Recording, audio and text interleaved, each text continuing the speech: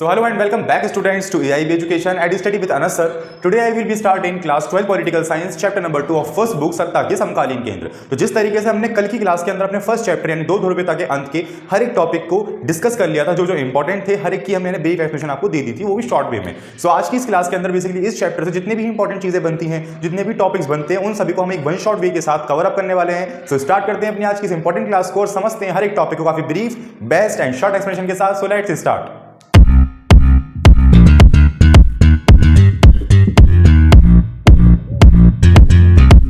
तो चलिए स्टूडेंट शुरू करते हैं अपनी क्लास को और समझते हैं हर एक टॉपिक को। तो देखिए सबसे पहले हमारे पास वर्ड आया सत्ता के समकालीन केंद्र। इसका मतलब क्या है? देखिए सत्ता के समकालीन केंद्र का मतलब यह है कि बेसिकली शक्तिशाली या फिर एक अपोजिशन के केंद्र, है ना। जैसे मान लो हमारे देश के अंदर चुनाव होते हैं, तो चुनाव के बेसिकली दौर में अपोजिशन में पार्टी खड़ी होती है। उसी तरीके से शक्तिशाली देश हैं उनके भी वैकल्पिक केंद्र, वो हम सत्ता के समकालीन केंद्र के नाम से समझ सकते हैं, एक अगर अपने दिमाग में पिक्चर बनानी हो तो। अब इसमें एक डेट आती है जो कि मैंने यहां लिख दी थी 1990।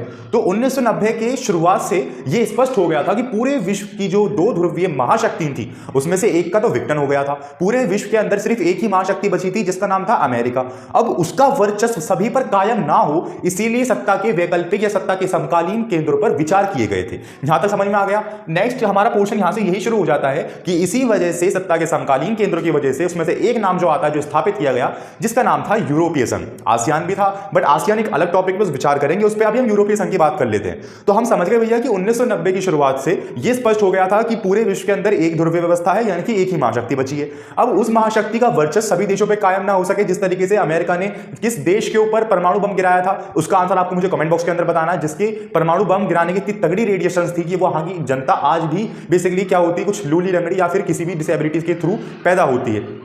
उस देश का आप नाम बताइएगा। तो उस स्थिति वाली स्थिति दोबारा ना बन सके, क्योंकि वो जो स्थिति अमेरिका ने की थी वो की थी युद्ध खत्म होने के बाद, जिसपे बड़े बड़े महाशक्तियों ने जैसे कि रूस ने सवाल भी उठाए थे, भाई अगर तुम्हें परमाणु बम फेंकना ही था तो आप युद्ध के समय फेंकते, युद्ध के बाद क्यों फेंका? बट उससे कोई कुछ नहीं लड़ पाया। तो इसीलिए ये सोचा गया कि अब जब 1990 की शुरुआत से पूरे विश्व में एक ही ध्रुव बचा है, तो कहीं दोबारा से ऐसी स्थिति उत्पन्न ना हो और कोई इस पर सवाल ही ना उठा सके, क्योंकि सबसे शक्तिशाली वही देश है। तो इसी वजह से यहाँ पे सत्ता के समकालीन केंद्र पर विचार किया और पहला हमारा केंद्र बना यूरोपीय संघ। अब क्या है यूरोपीय संघ और क्यों स्थापित किया गया था?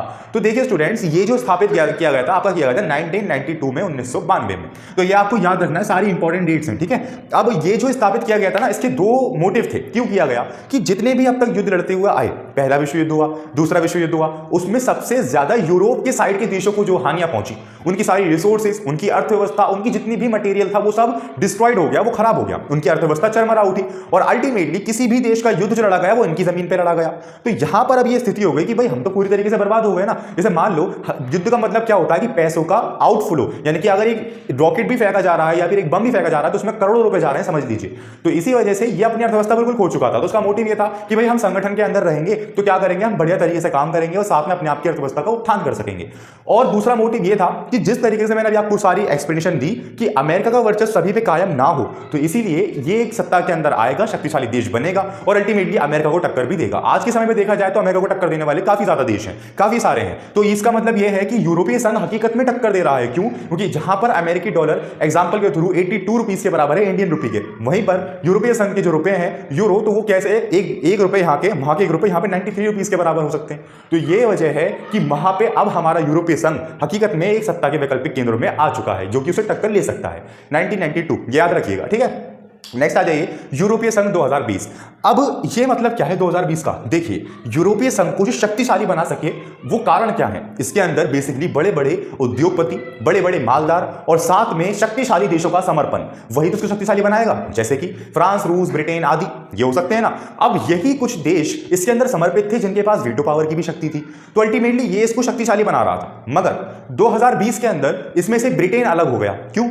क्योंकि यूरोपीय संघ जो स्थापित हुआ था वो हुआ था बेसिकली अपने आप की डेवलपमेंट करने के लिए। मगर हुआ क्या, डेवलपमेंट तो की, मगर डेवलपमेंट करने के बाद ये संघ एक राजनीतिक रूप ले रहा था। कैसे?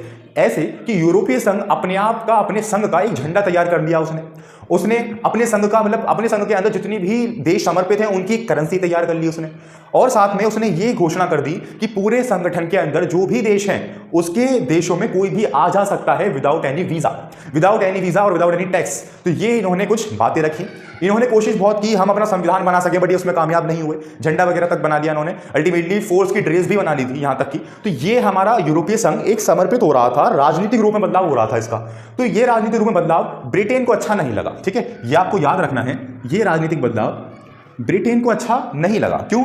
ब्रिटेन ने इस पे सवाल खड़े किए कि भाई तुमने पूरे देश की एक करेंसी बना ली, ये तो सबसे बड़ी गलत बात है। झंडा बना लिया कोई बात नहीं, फोर्स बना ली कोई बात नहीं, मगर आपने दूसरी घोषणा ये कर दी कि एक दूसरे के देशों में हम ट्रांजैक्शन कर सकते हैं विदाउट एनी वीजा, कोई भी लोग आवाज रह सकते हैं। अब ब्रिटेन ने ये सोचा कि भाई ये यूरोपीय संघ तो इतना बड़ा है, वहां के कई सारे लोग हमारी व्यवस्था को देखकर हमारे देश में आएंगे, रहेंगे, हमारी जनसंख्या को बढ़ाएंगे, हमारे लोगों के रोजगार को खत्म करेंगे। तो ब्रिटेन ने अपनी ही जनता से मत मांगा कि क्या किया जाए। तो 51 to 53% यानी कि बहुत अधिक से अधिक वोट जो आया वो यही आया कि इससे अलग हो जाओ। तो 2020 के अंदर ब्रिटेन इससे अलग हो गया, ये इसका कारण था। सो होपफुली आपको समझ में आया होगा यूरोपीय संघ क्या है, ये क्या क्यों बना था, कब स्थापित हुआ था, ब्रिटेन इससे अलग क्यों हुआ था, ऐसे कंपोनेंट्स कौन से हैं जिसको शक्तिशाली बनाते हैं। समकालीन शब्द का मतलब क्या है वो बता देता हूं कि दूसरे विश्व युद्ध के बाद से आज तक के समय को क्या बोलते हैं, समकालीन शब्द के नाम से जानते हैं। सत्ता के समकालीन केंद्र वर्ड का मतलब क्या है, 1990 का मतलब क्या है। तो अल्टीमेटली जितने भी इसके पॉइंट्स थे वो मैंने सभी आपको क्लियर कर दिए, तो यहां तक तो कोई डाउट नहीं होना चाहिए, बट फिर भी कोई हो तो आप मुझे जरूर बताइएगा। तो बढ़ते हैं आगे की तरफ चैप्टर में और जल्दी से फिनिश करते हैं चैप्टर को फटाफट से। तो चलिए स्टूडेंट, नेक्स्ट टॉपिक हमारे पास आता है मार्शल योजना।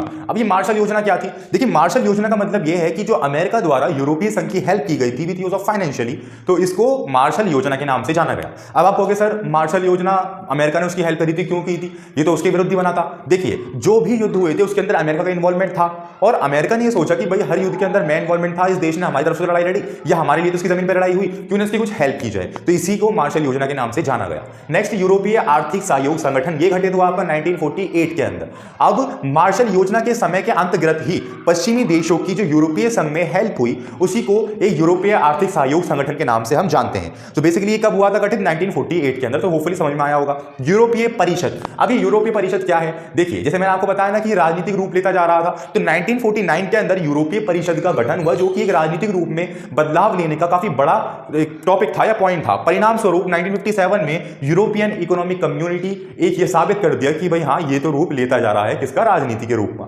इसमें पार्लियामेंट की भी स्थापना हुई थी इसके, बेसिकली तो सब चीजें वही थी जो राजनीतिक रूप में लेने के कारण बनती हैं। तो यहां पर आपका ये भी फिनिश हो गया। यूरोपीय परिषद, आपको डेट याद रखनी है, 1948 के अंदर यूरोपीय आर्थिक सहयोग संगठन का गठन हुआ, 1949 में यूरोपीय परिषद हुआ और 1957 के अंदर यूरोपियन इकोनॉमिक कम्युनिटी की भी स्थापना हो गई, जो कि एक बड़ा सबूत थी कि यूरोपीय संघ एक राजनीतिक रूप लेता जा रहा है। तो इसी के साथ हमारा यूरोपीय संघ का ओवरऑल टॉपिक जो है वो फिनिश होता है। अब हम बढ़ते हैं आसियान की तरफ कि क्या है आसियान और किन देशों से मिलकर ये बना हुआ है। तो चलिए स्टूडेंट्स, अब हम चर्चा करते हैं आसियान के बारे में और समझते हैं इसके टॉपिक को। तो देखिए, आसियान दक्षिण पूर्वी एशियाई राष्ट्रों का संगठन यानी कि association of south east Asian nation, यानी कि दक्षिण पूर्वी एशियाई कुछ देशों का संगठन था जिसको हम आसियान के नाम से जानते हैं। अब ये है क्या? तो देखिए, इसके अंदर ज्यादातर वो देश समर्पित थे जिनके ऊपर पहले किसी ने कब्जा किया हो। जैसे कि सबसे बड़ा उदाहरण आप ले लीजिए भारत पर 200 वर्षों तक अंग्रेजों का राज रहा था ना। तो जब 200 वर्षों के बाद हमारा भारत आजाद होकर आया तो आजादी में हमने देखा कि हमारी सारी रिसोर्सेज खराब हो चुकी थी। हमारे पास जितने महंगे महंगे आइटम थे वो लोग अपने देश ले जा चुके थे, जैसे कि हीरे मोती जवाहरात जो ताजमहल और महलों में लगे हुए थे। तो इस तरीके से हमारी अर्थव्यवस्था बिल्कुल चरमरा उठी थी। करेक्ट। अब यहां पे सिचुएशन ये थी कि यही हाल इन देशों का था, मगर इन्होंने सोचा कि यार मैं अकेले तो डेवलपमेंट नहीं कर पाऊंगा, मुझे किसी न किसी संगठन के अंदर जाना पड़ेगा। तो इन्हीं कुछ देशों ने आपस में मिलकर एक संघ बनाया कि हम अपनी अर्थव्यवस्था का उत्थान करेंगे। उद्देश्य अपनी अर्थव्यवस्था का उत्थान करेंगे, एक दूसरे की सहायता करेंगे, सहयोग करेंगे और अपने आप को जब हम एकजुट रखेंगे तो अल्टीमेटली हमारे ऊपर कोई दूसरा दोबारा कब्जा नहीं कर पाएगा। तो ये था आसियान। ठीक है, इसकी स्थापना हुई 8 अगस्त 1967 को। इसके स्थापना वाले देशों के भी नाम लिखने को आ जाते हैं कभी कभार। तो जो स्थापनकर्ता देश थे इसके वो हैं इंडोनेशिया, मलेशिया, थाईलैंड, फिलीपींस और सिंगापुर। ये 5 देश थे इसके संस्थापक और बाद में जाके इनकी संख्या बढ़ गई और आज के समय में 10 देश हैं लगभग आसियान के अंदर समर्पित। तो अल्टीमेटली यहां से समझ में आया आपका आसियान। उद्देश्य भी समझ आ दिया मैंने, व्यापार की रेखा को आगे बढ़ाना, संप्रभुता का सम्मान करना, सहयोग की भावना। अब आसियान को आगे बढ़ाने के लिए इसके अंदर 3 पिलर्स या 3 कम्युनिटी की बात की गई है जो कि इसको आगे बढ़ाते हैं। तो पहली कम्युनिटी का नाम है आसियान सुरक्षा समुदाय। जैसा कि इसका नाम से पता चल रहा है कि बेसिकली ओवरऑल आसियान के अंदर जितने भी ग्रुप में देश हैं वो सुरक्षा से रिलेटेड, सुरक्षा से संबंधित जितनी भी चीजें हैं उस पर ध्यान, उस पर केंद्रित करता है। ये सभी चीजों को आसियान सुरक्षा समुदाय। आसियान आर्थिक समुदाय, आर्थिक इन द सेंस की हर एक डेवलपमेंट एक्टिविटी उन पे केंद्रित है ये आसियान आर्थिक समुदाय। आसियान सामाजिक और आर्थिक समुदाय, तो इन दोनों का निचोड़ ही सामाजिक और आर्थिक समुदाय बन जाता है। जिस तरीके से मैंने आपको बताया कि इनके नेम से आपको इनकी दिमाग में थ्योरी बना लेनी है कि भैया आसियान सुरक्षा समुदाय इसका सुरक्षा से रिलेटेड काम, आसियान आर्थिक समुदाय इसका आर्थिक एक्टिविटी से यानी कि इकोनॉमिक एक्टिविटी से रिलेटेड काम, सामाजिक आर्थिक समुदाय इसमें सामाजिक रिलेटेड काम। तो ये सब आपको बना के लिखना, आपको तो बस इंपॉर्टेंट पॉइंट्स याद करके जाना है, रट्टा थोड़ी मार के जाना है एग्जाम के अंदर। सो होपफुली मैं ये मानता हूं आपको समझ में आ गया होगा आसियान के बारे में। आसियान क्या है, कब स्थापित हुआ, संस्थापक देश कौन थे, उद्देश्य क्या है, थ्री पिलर्स कौन से हैं जो कि इसको आगे बढ़ाने में हेल्प करते हैं। अब हम बात करेंगे एक न्यू वर्ड की जिसका नाम आता है आसियान शैली, FRF या फिर FTA। इनको समझते हैं जल्दी से। चलिए स्टूडेंट्स, अब हम जानते हैं अपने नेक्स्ट टॉपिक्स को। तो देखिए, मैंने अभी FRF बोल दिया था, FRF नहीं है, ARF है, ठीक है। तो देखिए आसियान शैली का मतलब क्या है। जिस तरीके से मैंने बताया कि जो जो इसके उद्देश्य थे, जो जो इसके पिलर्स थे, कम्युनिटीज थी, उन सभी ने इतना बेहतर तरीके से काम किया कि इसने बहुत जल्द अर्थव्यवस्था या तरक्की हासिल की। तो इसी अर्थव्यवस्था के उत्थान को, इसी तरक्की हासिल करने को आसियान शैली के नाम से जाना गया और विश्व भर के अंदर आसियान के जैसे संगठन की खूब वाहवाही हुई। तो इसी को हम आसियान शैली के नाम से जानते हैं। नेक्स्ट आता है ARF। अब ARF का मतलब क्या है, देखिए 1994 में आसियान क्षेत्रीय मंच का गठन हुआ। इसका मतलब यह है कि आसियान के देश, आसियान ने एक ऐसा मंच स्थापित किया जिसमें देशों का और विदेश नीति का आपस में कॉम्बिनेशन हो सके, या फिर कोई चीज समझ में नहीं आ रही तो उस मंच के द्वारा अपने विचारों को व्यक्त किया जाए, जिससे लड़ाइयों को रोका जाए, टकरावों को रोका जाए और बातचीत के द्वारा बैठकों का आयोजन किया जाए। तो यह था ARF का मतलब 1994 में आसियान क्षेत्रीय मंच, याद रखना है आपको। अब FTA मतलब मुक्त व्यापार क्षेत्र। थाईलैंड और सिंगापुर के साथ भारत का मुक्त व्यापार क्षेत्र के संबंध में समझौते भी हुए हैं। और 2010 मैंने यहां क्यों लिखा कि भारत आसियान मुक्त व्यवस्था या मुक्त व्यापार क्षेत्र लागू हुआ था 2010 के अंदर, ठीक है। तो FTA ये सब जो है ना वो आसियान के ही ब्रांचेस हैं, ये मानिए आप। आसियान शैली आप समझ गए, बेसिकली उसकी तरक्की की शुभकामनाएं या फिर उसकी बधाइयां जो देश भर से उसको मिली थी, तो आसियान शैली के नाम से जाना गया। ARF यानी कि देशों की नीतियां और विदेश नीतियों के बीच में तालमेल बैठा रहे, उसके लिए एक आयोजन किया गया एक मंच का। FTA देशों के बीच में एक फ्री ट्रेड ट्रांजैक्शन हो सके, जिससे गुड्स सस्ते होंगे तो वो ज्यादा से ज्यादा जगहों पर पहुंच पाएंगे। तो उसमें भारत ने भी साथ निभाया और आसियान के दो देशों से, थाईलैंड और दूसरा सिंगापुर के साथ मुक्त व्यापार के क्षेत्र में हस्ताक्षर भी किए। तो इसी के साथ ये आसियान का भी टॉपिक सारा फिनिश होता है आपका। अब हम बढ़ते हैं चैप्टर में आगे की तरफ और उसको भी समझते हैं बढ़िया तरीके से। चलिए स्टूडेंट्स, अब हम समझते हैं चीन के टॉपिक को कि आखिर चीन की अर्थव्यवस्था का उत्थान आखिर कैसे हुआ। ऐसे कौन से फैक्टर हैं जो कि चीन की अर्थव्यवस्था को विकास के अंदर लाते हैं, और साथ में चीन की अर्थव्यवस्था के उत्थान होने के बाद वो कैसे नकारात्मक पहलू हैं जो कि आज हमें देखने को मिलते हैं। तो सभी चीजों को समझते हैं। देखिए, सबसे पहले चीन अर्थव्यवस्था का उत्थान। अब इसके उत्थान के आखिर ऐसे कौन से फैक्टर है, तो इसका आकार, इसकी आबादी, परमाणु शक्ति संपन्न देश, वीटो पावर युक्त देश, बढ़ती बड़ी अर्थव्यवस्था जो कि विश्व के स्तर पर तीसरे नंबर पर आती है, बड़ी सेना का संगठन। ये कुछ ऐसे फैक्टर हैं जो कि इसको विकासशील देश बनाने में हेल्प करते हैं।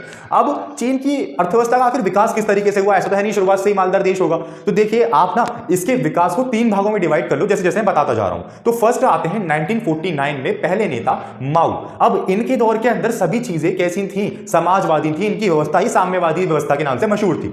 अब इनकी व्यवस्था के अंदर जैसे कि हमने पढ़कर आए हैं सोवियत संघ के बारे में, एज वेल एज बिल्कुल सेम टू सेम अर्थव्यवस्था इनकी थी। अब 1949 में माओ के दौर में। अब 1949 के अंदर ना तो ये देश किसी और देश से ट्रांजैक्शंस करता था, ना ही व्यापार करता था, ना ही कोई एनी अदर एक्टिविटी परफॉर्म करता था, ना ही किसी ब्रांच में, ना ही किसी शाखा के अंदर सम्मिलित था जैसे कि WTO।